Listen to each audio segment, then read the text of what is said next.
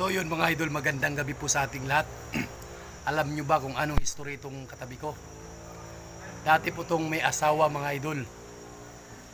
Pero hiniwalayan siya. Nung hiniwalayan po siya sa kanyang asawa, ay napasok po niya yung ganyan mga idol. Yung shabu dito sa Osamis. Kaya sa palagi niyang tira ng tira mga idol, hindi na siya kumakain. At dahil sa nadesperado siya sa kanyang asawa na hiniwalayan nga siya na walang dahilan, ayun mga idol, ito po nangyari sa kanya. Yan. Ano pangalan mo? Liklik? Alexander po ang pangalan niya. Di ba dati kang gumaganyan? Ganyan.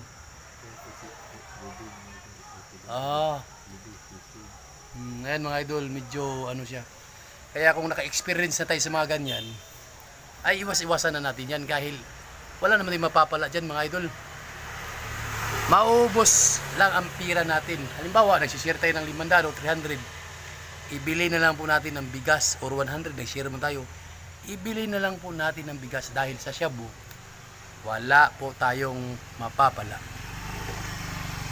Mauubos lang ang pira natin pag hindi na tayo marunong magdala or tayo ng kinokontrol ng shabu.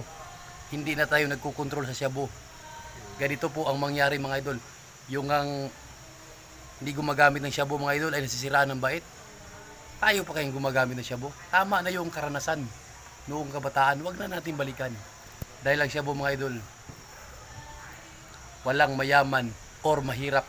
Talo ka dyan. Katulad sa akin mga idol, itim na yung mukha. Ayan o.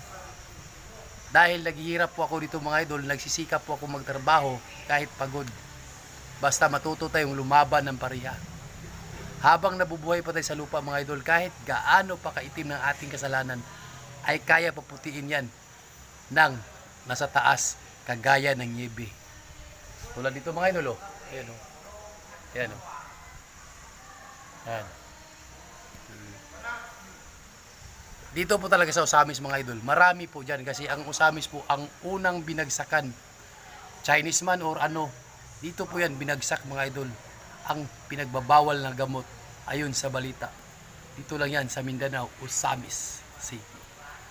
Kaya kayo dyan kung gumagamit pa kayo, tanggalin nyo na yan. Wala kayong mapapala dyan. Mag-focus na lang kayo sa pamilya nyo, magtrabaho kahit mahirap para sa pamilya nyo. Hanggat sa huli ng ating hininga. Lagi niyong tandaan yan mga idol. Dahil sa druga, talo ka.